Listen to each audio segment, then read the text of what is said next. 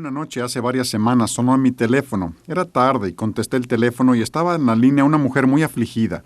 Me dijo, oh Jim, acabo de llegar de una reunión en la iglesia y me dice, no va a creer lo que sucedió en nuestra iglesia. Le dije, pues dígame qué pasó. Y me dijo, Jim, y empezó a narrarme una historia financiera de horror. Me dijo, Jim, desde hace años los miembros de nuestra iglesia han estado ofrendando para el fondo de construcción y otros proyectos. Y dijo, acabamos de descubrir que todo el dinero se ha acabado. ¿Se acabó? Y le pregunté, ¿pero cómo puede haberse acabado? ¿A qué se refiere? Dijo, nuestro administrador lo ha gastado. Le pregunté, ¿cómo que el administrador lo ha gastado? Dijo, sí, nosotros habíamos dado dinero para diversas cosas y él lo había puesto en el banco y luego venían las personas, miembros de la iglesia, y pedían dinero y él les daba dinero. Y un día de la semana pasada fue una persona a pedirle dinero y él contestó que se había acabado el dinero. Y le dije, aún no entiendo qué es lo que sucedió. ¿Cómo se pudo acabar el dinero si existen los registros, la contabilidad y la papelería? ¿Cómo es posible que se haya gastado todo el dinero? Y ella me dijo, precisamente ese es el asunto. Él no llevaba ningún registro, nada. Simplemente lo recibía y lo entregaba. Esa iglesia ahora se encuentra sumida en una deuda profunda, mucho más de $1 millón para pagar ese dinero. ¿Saben que eso pudiera parecer un caso extremo? Fueron más de $3 millones que tienen que pagar. Y al pensar en eso aquella noche al teléfono con esa mujer, yo me preguntaba, ¿cómo podemos trabajar? ¿Cómo podría una iglesia o una empresa estar trabajando sin llevar ningunas cuentas? Y luego me puse a pensar, ¿cuántos de nosotros como cristianos operamos sin ningún registro en lo absoluto de lo que Dios nos confía? Así que vamos a ver aquí en el capítulo 12, durante esta sesión, que como mayordomos, Dios requiere que nos hagamos responsables ante un sistema de registro efectivo, porque Él sabe que no podemos alcanzar libertad financiera sin esto. Pero Dios también quiere que sepamos y que entendamos que el compromiso ante un sistema de registro eficaz también significa un compromiso ante Él, en cada área de nuestra vida. Ahora bien, y aquí está el versículo, 1 Corintios 4:2, ahora bien, se requiere de los administradores. ¿Podrían encerrar en círculo esa palabra, se requiere? Porque Dios requiere en los administradores que cada uno sea hallado fiel, fieles en todas las áreas, definitivamente fieles en cuanto al dinero, fieles en cuanto a recursos, pero fieles también en la oración, fieles en la lectura, en la memorización, en meditación en su palabra, fieles en la crianza de los hijos, preparando una generación piadosa, fieles con nuestro tiempo, fieles en cada área de nuestra vida. ¿Podríamos inclinar el rostro para orar? Nuestro Padre Celestial, queremos reconocer ante ti que estamos conscientes de que somos administradores y que tú requieres, y que no es opcional, sino que tú requieres que seamos fieles en cada área, en cada centavo que recibimos, cada hijo que nos permitas tener, cada minuto que pasa durante el día. Señor, te pido que tú nos ayudes durante esta sesión a entender que somos administradores en tantas áreas de nuestra vida y responsables ante ti. Lo pedimos en el nombre de Cristo. Amén. Esdras, como vemos aquí, era un hombre a quien Dios sabía que le podía confiar recursos, porque sabía que Esdras los cuidaría con un sistema meticuloso de registro. Saben que a uno de los hombres más sabios que yo conozco en cosa de finanzas, hace poco le pregunté, ¿cómo adquiriste tanta sabiduría en el área de finanzas? Y me dijo, pues todo comenzó cuando al recibir mi salario empezaba a gastarlo en lo que yo creía que necesitaba y luego 7 o 8 días antes de terminar el mes y recibir el siguiente cheque, solo me quedaban unos $10. Y dijo, me cansé de eso y sabía que algo andaba mal. De modo que delante de Dios me comprometí a llevar un sistema eficaz de registros. Así que, dice, fui a la papelería y compré un diario de contabilidad y empecé a usarlo. Y saben que este hombre, y lo conozco personalmente muy bien, pide recibo por todo. No paga una sola cosa por la que no pida recibo. Y su esposa junta los recibos al final del día y anota todo. Y ese hombre te podría decir en qué gasta cada centavo que Dios le ha confiado. El otro día me decía que él podía revisar sus libros y tenía anotado que en 1972 gastó 16 centavos en un refresco para tomar con su lonche. Él le rinde cuentas a Dios y esa es su motivación para hacerlo. Incluso su familia hornea pan integral, saludable, sus hijos ayudan y de esa manera ganan dinero. Y al observar a este hombre, cuando íbamos al restaurante para convivir, él tenía 2 hijos, de modo que eran 4 en su familia, y ordenábamos un refresco y él pedía agua. Vez tras vez, su familia pedía agua. Finalmente le pregunté y le dije, yo sé que lo haces por ahorrar dinero. ¿Cuánto es en realidad lo que te ahorra?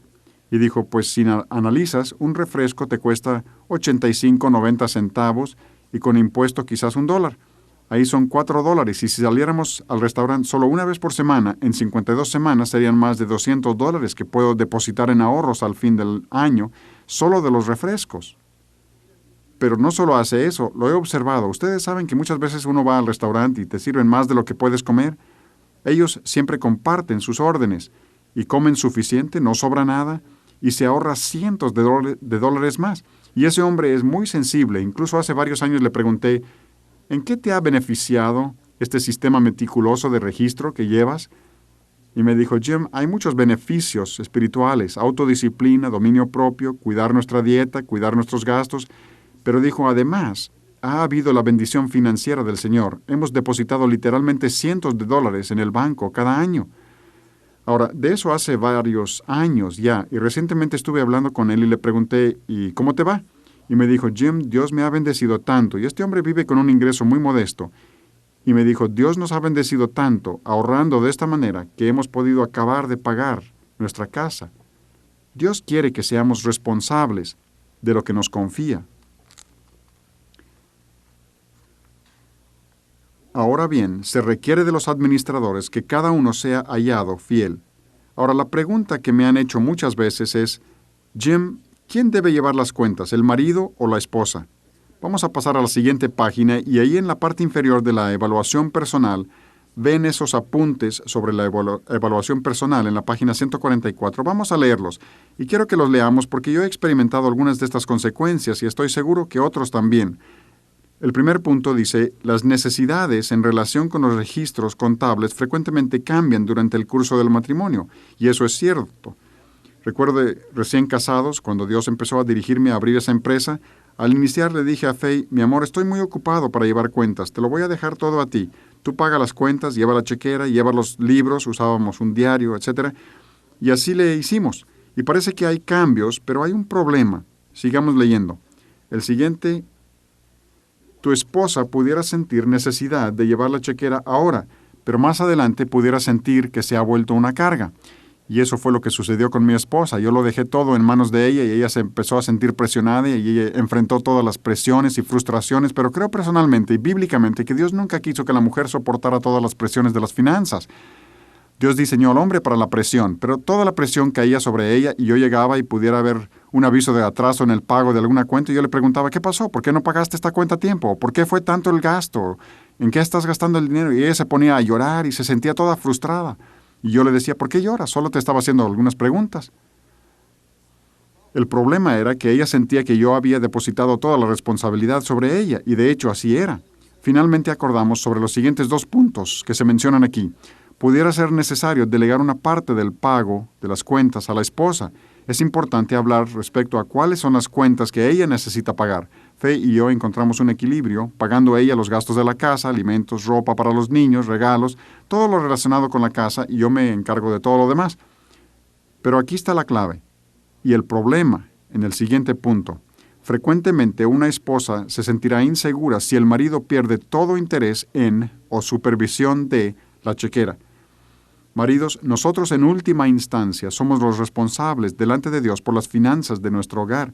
Y algunos hombres dejan la responsabilidad totalmente sobre la esposa, y eso crea toda clase de inseguridad y daña mucho el espíritu de la relación, el espíritu de su matrimonio. Tiene que haber un equilibrio, y vamos a ver ese último punto.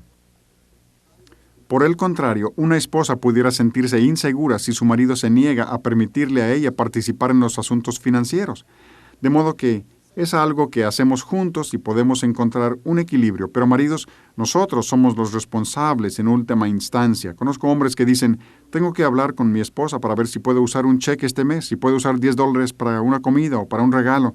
Y eso está fuera de equilibrio. Dios nunca quiso que hiciéramos eso. Bien, veamos estas 10 razones por las que debemos tener un sistema eficaz de contabilidad. Y quiero que observen que no le estamos llamando presupuesto, le estamos llamando intencionalmente sistema eficaz de contabilidad. Un presupuesto tiende a hacernos pensar en términos de, bueno, tenemos tanto de presupuesto, así que vamos a gastarlo. Incluso estuve hablando a fines de año con un hombre que es dueño de una tienda de equipo para oficina y dijo que habían tenido un estupendo último mes. Dijo que diciembre había sido el mejor mes de todos y le pregunté, ¿me podrías explicar eso?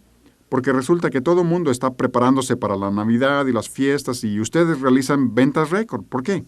Y me dijo, te voy a explicar por qué. Es porque las empresas tienen presupuestos y esta gente que tiene presupuestos quieren gastar el dinero por temor a que se les recorte el presupuesto, así que gastan todo el dinero a fin de año, todo lo que queda en su presupuesto.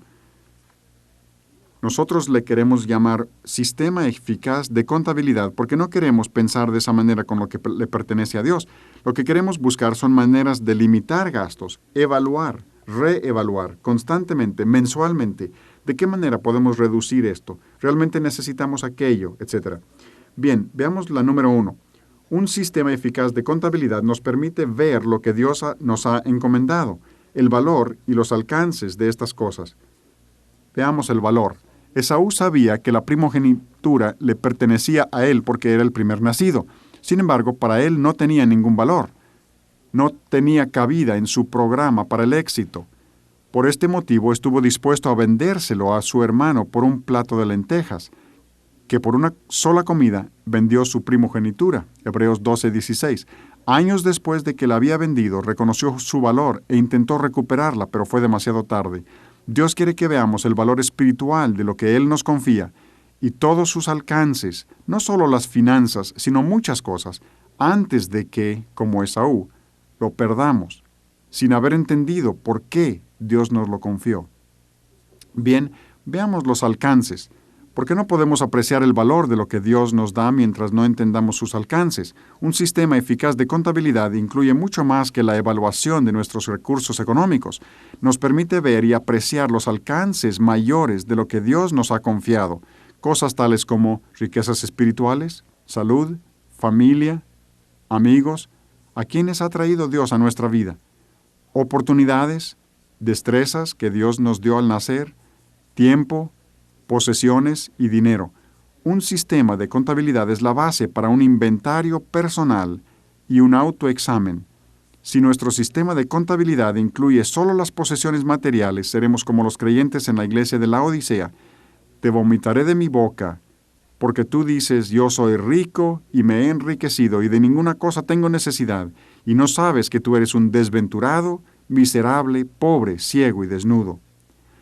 Saben que hace varios años estaba leyendo los proverbios y por las mañanas al ir leyendo los proverbios me di cuenta de que el orgullo es un problema constante conmigo y una tentación constante.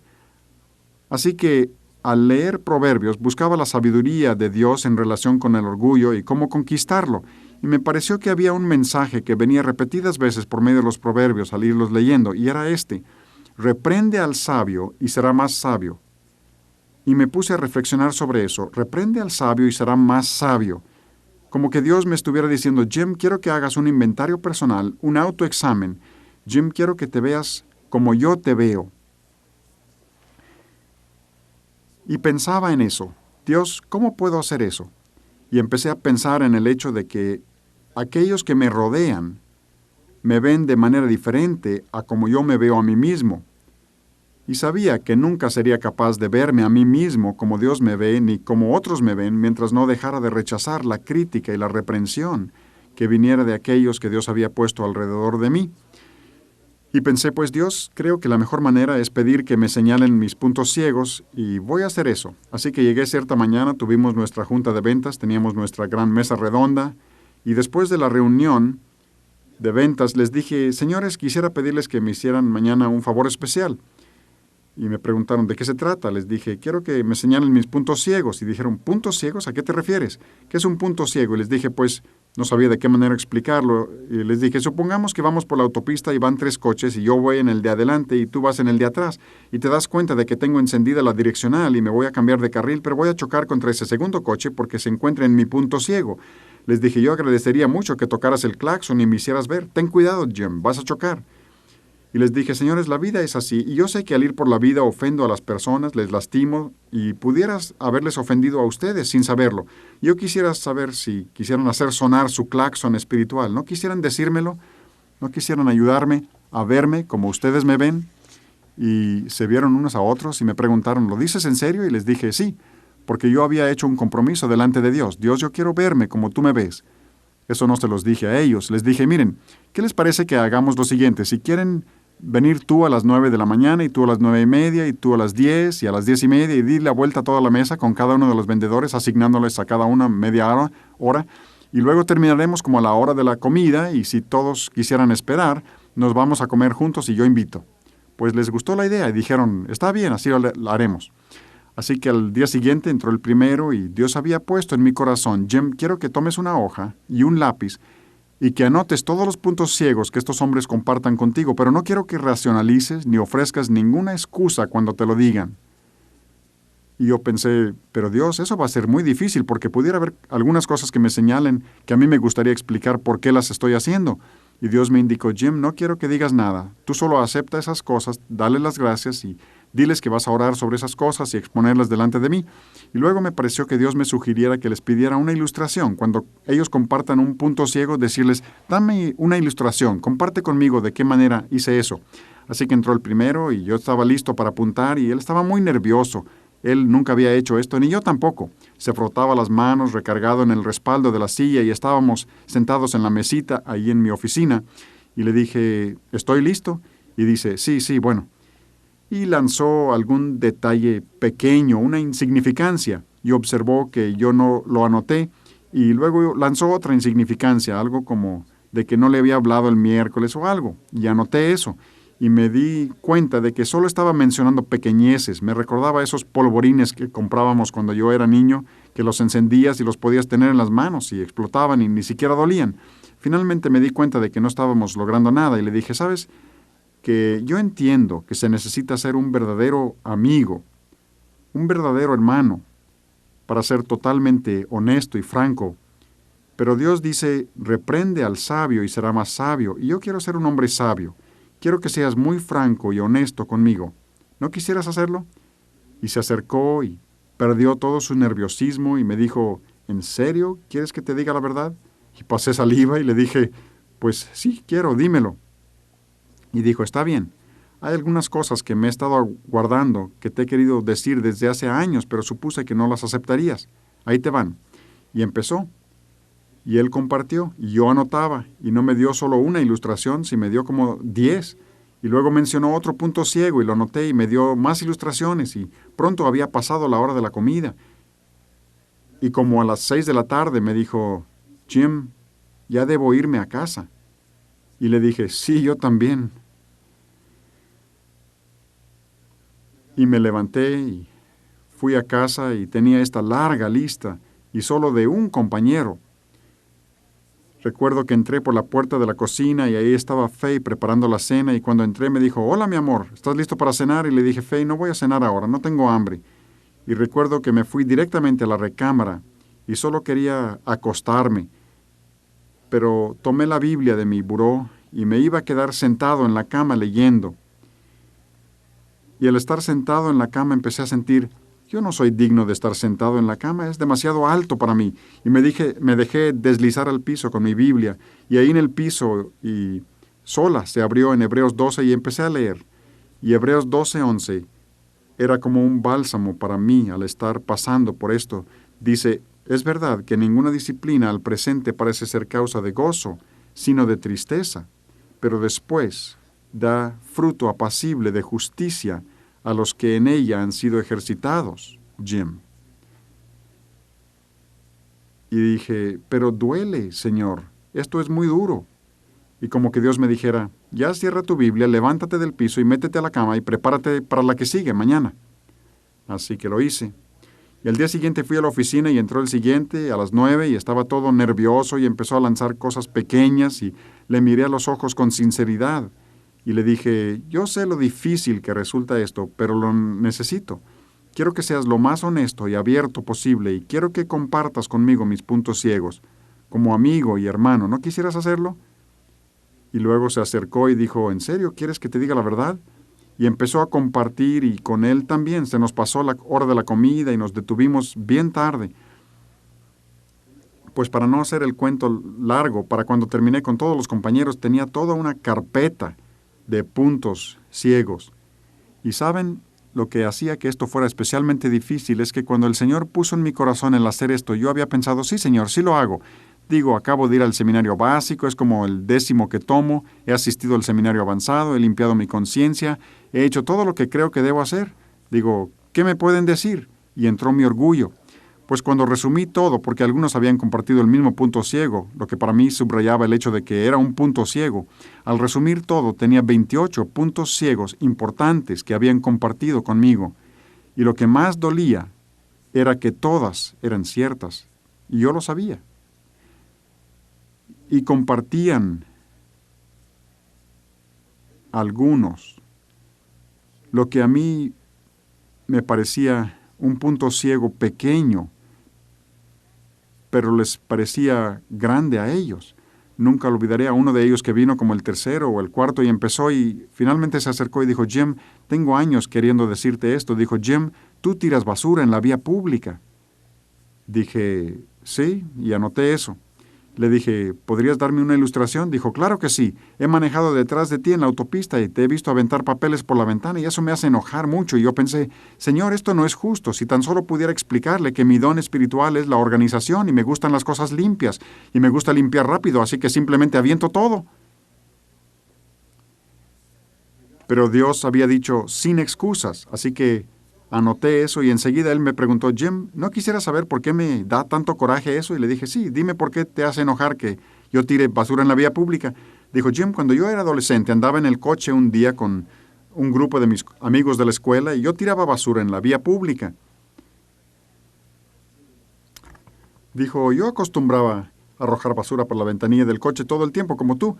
Luego un día yo estaba corriendo el coche frente a la escuela y había llevado a todos los amigos a comer hamburguesas y tomamos malteadas y traíamos todas las sobras y los envases.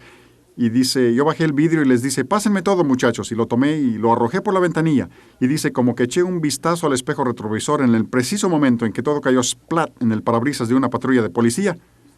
Y dijo, entre todos los papeles y carne y malteada que cayó en el parabrisas, alcancé a ver las luces rojas de la torreta. Ya me estaba siguiendo por exceso de velocidad.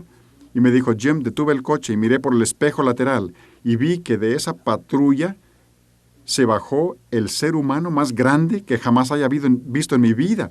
En su uniforme oscuro se acercó a mi coche y cuando miré por la ventanilla todo lo que vi era su pistola y su dedo en la ventanilla señalándome y estaba bien enojado. Ah, cómo me regañó. Dijo, Jim, nunca he olvidado eso y cuando veo gente que tira basura en la vía pública me da mucho coraje. Pues tomé todos estos puntos ciegos y empecé a atacarlos delante del Señor. Dije, Dios, este soy yo, este soy yo. No soy tan fabuloso como creía. Y empecé a trabajar con estos puntos ciegos y quitarlos. Incluso me compré una bolsa para basura y lo coloqué en el carro. Saben que para un organizador eso como que desordena el coche, pero quería mostrarle a ese hombre que estaba dispuesto a quitar ese punto ciego que había compartido conmigo. Y saben que yo no buscaba el respeto de esos hombres. Incluso hubiera pensado que iba a perder su respeto al humillarme y hacer eso delante de ellos. Pero ¿saben lo que sucedió? Fue muy interesante. El respeto de esos hombres hacia mí creció y se desarrolló una unidad de espíritu como un equipo. Y les diré que aunque los hubiera mandado a 10 seminarios acerca de trabajo en equipo, nada lo hubiera logrado como se logró con eso. Y al poco tiempo empezaron a entrar en mi oficina y me decían, Jim, veo que estás trabajando con esos puntos ciegos que compartí contigo y quisiera preguntarte si estarías dispuesto a compartir puntos ciegos conmigo. Y eso me daba a mí la libertad de compartir con ellos y nos unió en espíritu tremendamente. Y ahora cuando vemos puntos ciegos y conocemos la señal, entramos a la oficina del otro y cerramos la puerta y esa es la señal de que queremos compartir un punto ciego con el otro. compartí esto en un grupo y se acercó un hombre y me dijo, Jim, si yo quisiera hacer eso, ¿por dónde debo comenzar? ¿Cómo recomendarías que consiguiera que empezaran a compartir puntos ciegos conmigo? Y le dije, pues no recomendaría necesariamente que hicieras poniéndote a ti mismo frente a toda la empresa, pero ¿sabes por dónde debes empezar? Yo me fui a casa después de ver el beneficio, después de que sanaron las heridas, pero pude verme a mí mismo y Dios me dio gracia para eso y le llevé a mi esposa ese juego de claves de carácter que distribuye el Instituto de Principios Básicos de la Vida con las 49 cualidades de carácter y tomé esas barajas con las cualidades de carácter y se las di a mi esposa y le dije, mi amor, ¿no quisieras revisar esas cartas y pon en una pila las cualidades que consideras que ya tengo y en la otra pila las cualidades que consideras que necesito desarrollar en mi vida y comparte esas conmigo como puntos ciegos y dame ilustraciones de por qué consideras que las necesito? Y le dije a este hombre, probablemente la única diferencia que te sugeriría sería que le pidieras a tu esposa que se limite a las 5 o 6 más importantes. Pero saben que cuando hicimos eso y Faye compartió esas cosas conmigo y empecé a verlo, ella decía, Jim, me parece que te falta esta cualidad porque esto es lo que sucede cuando respondes ante los hijos. Vaya, era toda una nueva revelación, verme como Dios me ve. Y Dios quiere desarrollar carácter en nuestra vida más que ninguna otra cosa.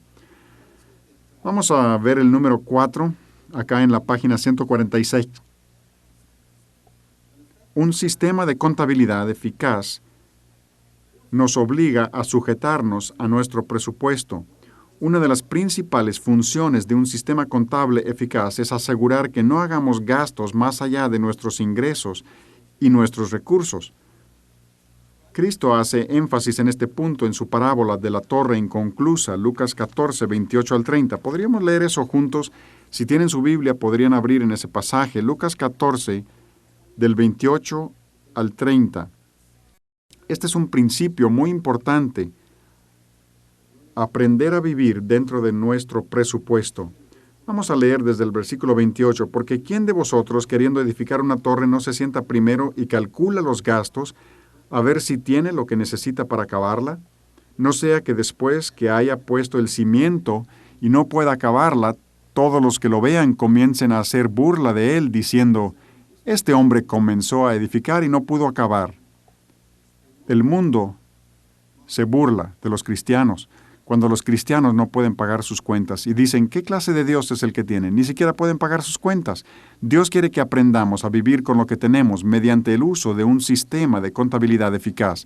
Ahora, cada uno de nosotros debe tener algún sistema de contabilidad que utilizamos. Algunos consiguen libros de contabilidad en la papelería, otros usan sistemas sofisticados, computarizados.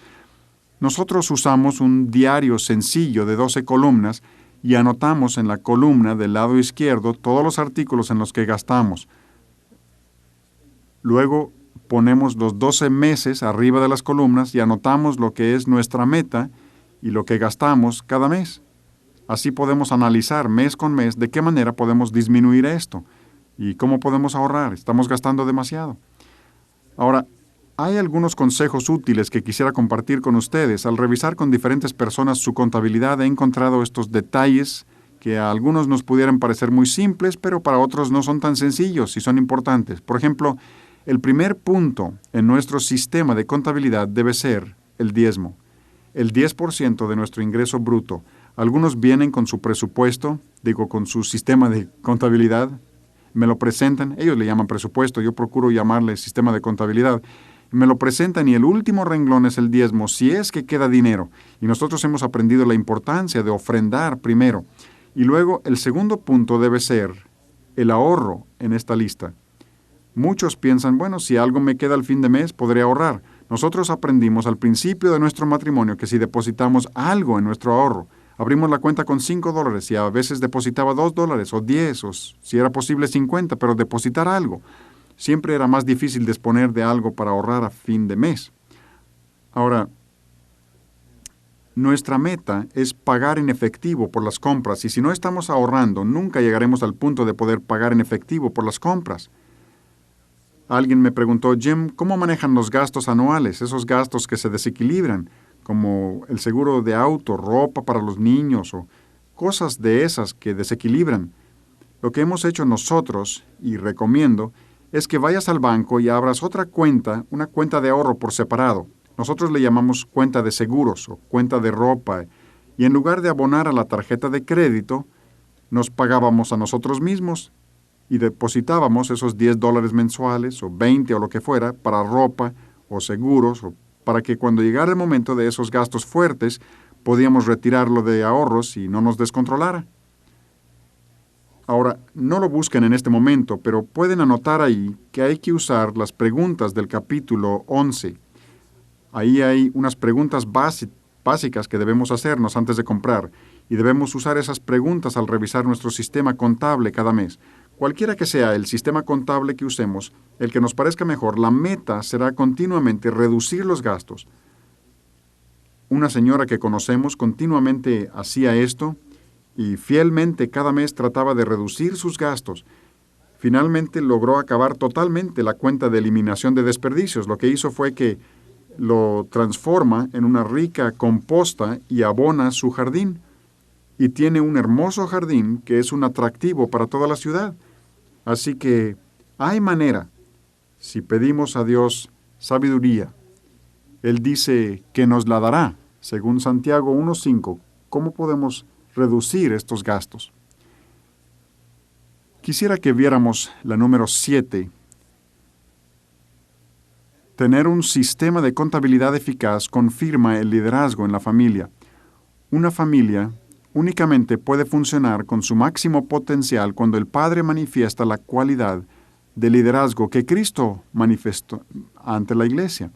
Este es un versículo muy poderoso para nosotros como maridos. Vean esto: maridos, amad a vuestras mujeres, así como Cristo, o de la misma manera que Cristo amó a la iglesia y se entregó a sí mismo por ella. Cristo murió por la iglesia. Dios quiere que estemos dispuestos a morir por nuestras esposas. El propósito de tu cabeza, incluyendo tu cerebro, nariz, tus ojos, oídos, es estar totalmente consciente de las necesidades de tu cuerpo y dar instrucciones para suplir esas necesidades. Si tu mano está sobre una estufa caliente y las señales de dolor no llegan a tu cabeza, habrá daño severo. De la misma manera, si está ocurriendo un daño invisible en tu familia, negocio o iglesia y tú no estás consciente de ello, será desafiado tu liderazgo en tu hogar, negocio o iglesia. Pues el que no sabe gobernar su propia casa, ¿cómo cuidará de la iglesia de Dios? 1 Timoteo 3:5. Durante los primeros años de nuestro matrimonio, yo estaba ocasionando daño sin saberlo. Y esto estaba causando una profunda inseguridad en mi esposa. Señores, creo que no estamos conscientes de lo profundamente que herimos y lastimamos a nuestras esposas cuando nos falta dominio propio sobre nuestros ojos. Lo que les voy a compartir enseguida es una experiencia que Faye me ha dado permiso de compartir. Ella me ha dicho: Jim, si esto sirviera para fortalecer otros matrimonios, entonces compártelo. Cuando yo era joven consideraba que era un joven sano, normal, y me gustaba ver a las muchachas y observarlas, etc. Y más adelante llegué a comprender que esto en realidad es una evidencia de falta de libertad moral, y Jesús dijo que si miras a una mujer para desearla ya has cometido adulterio. Pero yo seguía haciéndolo, sentía que yo era normal, así que cuando nos casamos, Faye y yo continué con esa costumbre y tuvimos muchas discusiones a causa de mis ojos. Y Faye se fijaba en lo que yo estaba viendo y me preguntaba: ¿por qué la ves a ella? Y yo contestaba: pues solo estaba mirando.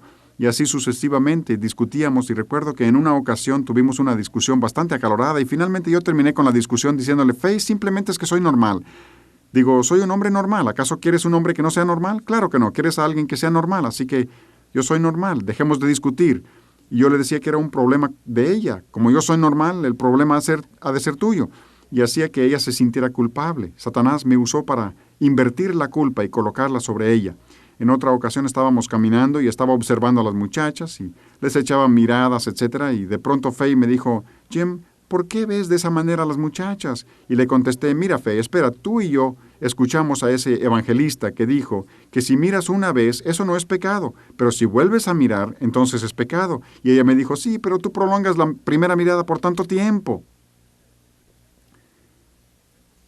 Pues después de 3 años de matrimonio, de estar invirtiendo la culpa para que ella se sintiera culpable, y ella luchó honestamente con su culpabilidad por sus celos y sus sentimientos.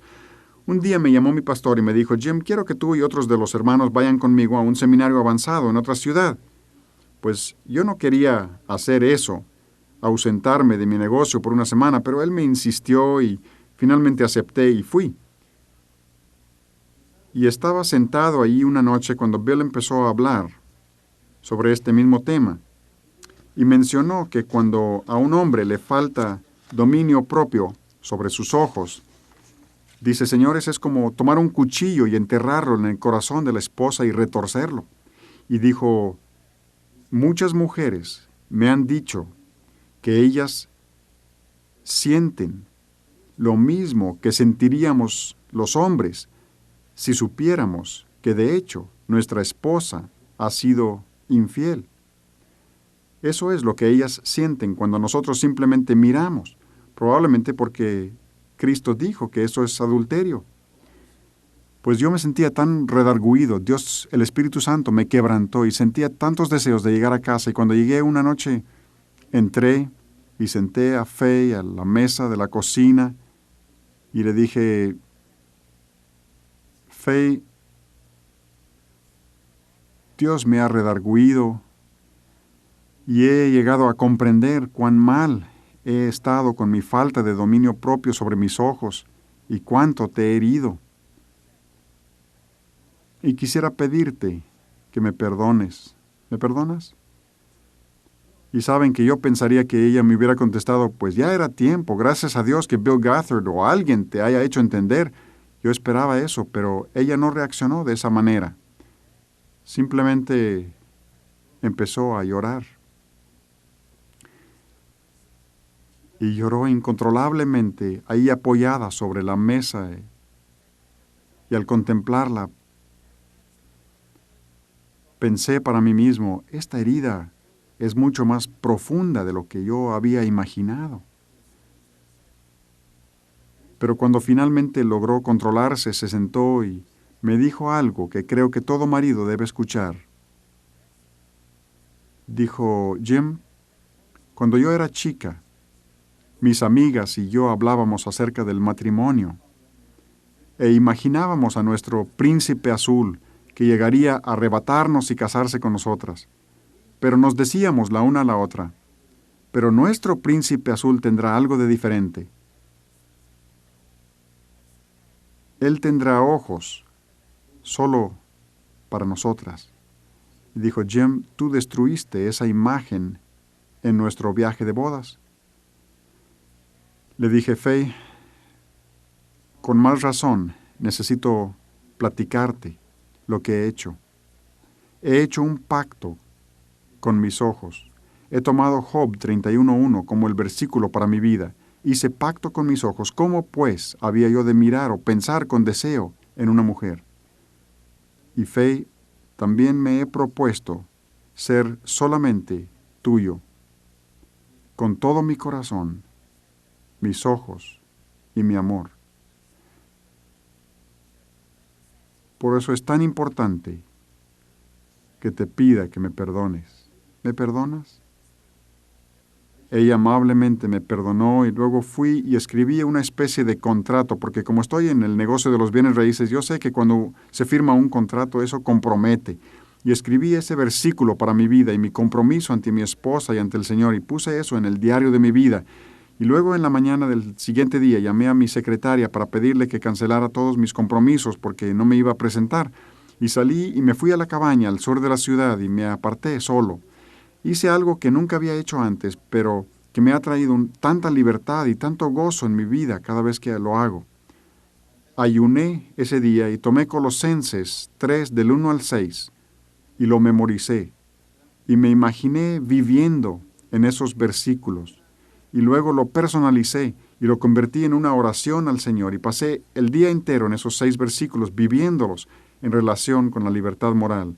Y Dios me dio para el fin de ese día tal libertad moral, tal libertad de la esclavitud moral como nunca había experimentado antes. Incluso descubrí lo que es la libertad moral al día siguiente. Estaba en mi oficina trabajando con unos señores en relación con una transacción muy grande, muy importante, y yo no la quería perder y yo estaba concentrado en eso. Y esos hombres se iban a retirar y los encaminé al elevador. Y parados ahí en la puerta del elevador, eran 2 o 3 de ellos y yo seguía hablando acerca de la propiedad que iban a comprar y de repente todas las cabezas, ¡prut!, así, y yo tenía frente a mí sus orejas y yo me preguntaba, ¿qué es lo que ven? Y de reojo alcancé a ver y me di cuenta de que había una mujer vestida provocativamente que pasaba y fue como si Dios me hiciera ver, Jim, ahora sabes lo que es la libertad moral. Eres libre por primera vez. No tienes que voltear con cada mujer que pasa. Y dije, Dios, eso es lo que deseaba. Más que ninguna otra cosa, deseo honrar a mi esposa, honrarte a ti y hacerlo durante toda mi vida. Saben que recibí una bonificación adicional, inesperada en mi matrimonio. Unos 6 meses más tarde le dije a Faye una noche, Faye, nuestra relación tiene algo de diferente. ¿Sabes a qué me refiero? Es diferente a lo que era antes. Y ella sonrió, dijo, sí, Jim. Dijo, te puedo explicar a qué se debe. Cuando yo he visto que puedo confiar en tus ojos, he sentido la libertad para entregarte todo mi corazón. Antes era como si yo me guardara una parte, no te podía confiar todo mi corazón, pero ahora sí puedo. Y eso ha hecho que nuestro matrimonio sea tan rico y tan especial, y yo sé que eso es lo que Dios quiere para todo matrimonio. Yo creo que toda esposa diría a su marido, si tú me das tus ojos, yo te doy todo mi corazón. ¿Podríamos inclinar el rostro para orar?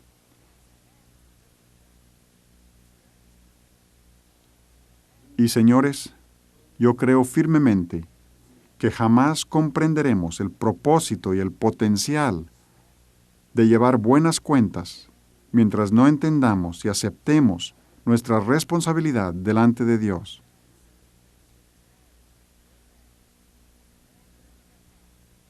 Como hemos leído antes en Lucas 14 acerca de calcular el costo, me pregunto cuántos de nosotros estamos tratando de construir un matrimonio o una familia o una relación personal con Dios o un sistema para administrar los recursos que Él nos ha dado, pero nunca nos hemos sentado a calcular el costo. Y yo creo que este podría ser un momento muy oportuno para que hagamos eso y hagamos un compromiso personal. ¿Quisieran orar conmigo? Padre Celestial, decido invertir el tiempo y el esfuerzo que se requiera para organizar, inventariar y dar mantenimiento a los recursos espirituales y físicos que me has confiado. Obtendré ayuda y consejo en lo que sea necesario y rendiré cuentas a alguien de haber logrado estas metas. Y podríamos agregar, si quisieran decirle al Señor, decido, Señor, permitir que mi corazón y mis ojos vean solo lo que tú quieres que vea. Y seré hombre de una sola mujer. Si han hecho esta oración conmigo, ¿lo quisieran manifestar levantando brevemente su mano para que pueda orar por ustedes en un momento? Sí, sí. Amén, amén. Padre Celestial, estamos ante ti, reconociendo que tú eres majestuoso, glorioso, tú eres victorioso y nos has dado la victoria.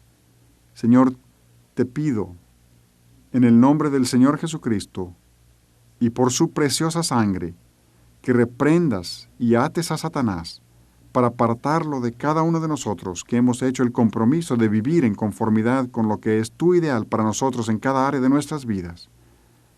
Señor, te pido que tú fortalezcas los matrimonios de los presentes de tal manera que otros, al vernos, puedan decir, esa relación tiene algo especial, y concédenos, Señor, el privilegio de compartir el mensaje de nuestra vida para alentarles a ellos. Señor, pedimos esto para que sea el inicio de un fuego de avivamiento para toda la nación. Señor, pedimos avivamiento en nuestras propias vidas y matrimonios y en nuestra nación. En el nombre de Cristo pedimos. Amén.